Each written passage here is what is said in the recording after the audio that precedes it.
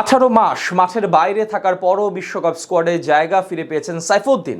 BCB থেকেও পেয়ে গেছেন গ্রিন সিগন্যাল। বিশ্ব মঞ্চে পেস বোলিং অলরাউন্ডারের অভাব পূরণ করবেন বাংলার এই বেন স্টোকস। সাইফের পাশাপাশি নিশ্চিত হয়ে গেছে বেশ কিছু নামও।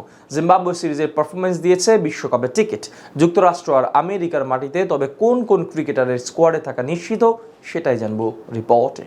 3 ম্যাচে বোলিং এভারেজ মাত্র 13, ইকোনমি 8-এরও কম, উইকেট পেয়েছেন 7টি, পাওয়ার প্লে ওভার কিংবা ডেথ ওভার যেখানেই বল করেছেন সেখানেই যেন আলো ছড়াচ্ছেন মোহাম্মদ সাইফুদ্দিন। তার এমন আগুন ঝরানো বোলিংয়ে নিশ্চিত হয়ে গেছে বিশ্বকাপের টিকিট। প্রায় 1.5 বছর পর জাতীয় দলে ফিরে এসে সাইফ প্রমাণ করেছেন পরিশ্রম করলে ফল আজ না হোক কাল ধরা দেবেই।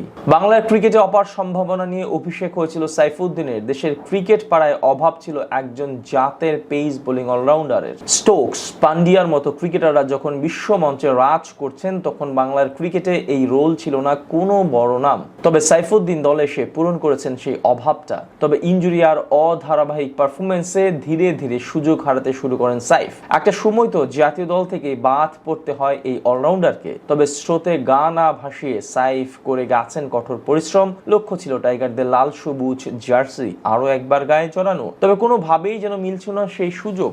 ইনজুরি বরং বারবার তাকে টেনে ধরেছিল সাফল্যের হাতিয়ে নেয়ার থেকে। তবে এবারের বিপিএল এ পারফর্ম করে খুলে যায় জাতীয় দলের দরজা। বরিশালের শিরোপা জয়ে সাইফুদ্দিনের অবদানটা সবারই মনে ধরেছে। তাই তো সমর্থকদের চাওয়া ছিল লাল সবুজ জার্সিতে সাইফকে আরো একবার ফিরে পাওয়া। নির্বাচকরাও হাঁটলেন একই পথে। দলে ফিরে এলেন সাইফুদ্দিন আর ফিরে এসে প্রমাণ করেছেন দেশের হয়ে এখনো অনেক কিছুরই দেয়ার বাকি আছে তার। জিম্বাবুয়ের বিপক্ষে প্রথম 3 ম্যাচে দুর্দান্ত পারফর্ম করে সাইফ এখন পেয়ে গেছেন বিশ্বকাপের টিকিট। সিরিজের 3 ম্যাচ শেষে সাইফকে গ্রিন সিগন্যাল দিয়েছে বিসিবি। বল হাতে দারুণ পারফর্ম করে সাইফ ব্যাট হাতেও গড়ে দিতে পারেন পার্থক্য। তাই তো বিশ্বকাপ দলে সাইফ হবেন অধিনায়ক শান্তর তুরুপের তাস।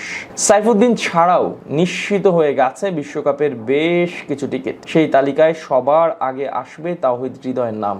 মিডল অর্ডারে টাইগার ক্রিকেটের কান্ডারি এই ডান হাতি হার্ড হিটার ব্যাটার। জিম্বাবুয়ের সাথে সিরিজে 127 এভারেজে ব্যাট করেছেন এই ব্যাটার। স্ট্রাইক রেটটাও ছাড়িয়ে গেছে 150। দ্বিতীয় আর তৃতীয় ম্যাচে টাইগারদের জয়ে হয়েছেন ম্যান অফ দ্য ম্যাচ। তাই তাকে ছাড়া টাইগার একাদশ চিন্তাও করা যায় না। টপ অর্ডারে ব্যাটারদের ব্যর্থতার ভিড়ে ওপেনার হিসেবে নিজের জায়গা পাকাপোক্ত করে ফেলেছেন তানজিদ তামিম। জিম্বাবুয়ে সিরিজ দিয়ে অভিষেক হওয়া তামিম দেখিয়েছেন ভয় ডরহীন ক্রিকেট কিভাবে খেলতে হয়। টাইগার জার্সিতে এতদিন যে স্পার্কের অভাব ছিল সেটা যেন ভালো মতোই জ্বালিয়ে দিয়েছেন তামিম। পেস বোলিং এ নিঃসন্দেহে বাংলাদেশের সেরা ক্রিকেটার তাসকিন আহমেদ। জিম্বাবুয়ের বিপক্ষেও বল হাতে দেখিয়েছেন তার মুনশিয়ানা। 9-এর কম এভারেজে তাসকিন উইকেট নিয়েছেন 6টি। টি20তেও তার এভারেজ 5.5-এর কম। পেস বোলিং এ আগ্রাসন, দুর্দান্ত line length, pinch, perfect yorker কি নেই তাসকিনের বোলিং এ। বিশ্বকাপেও টাইগার পেস অ্যাটাক সামলাবেন এই ডান হাতি বোলার।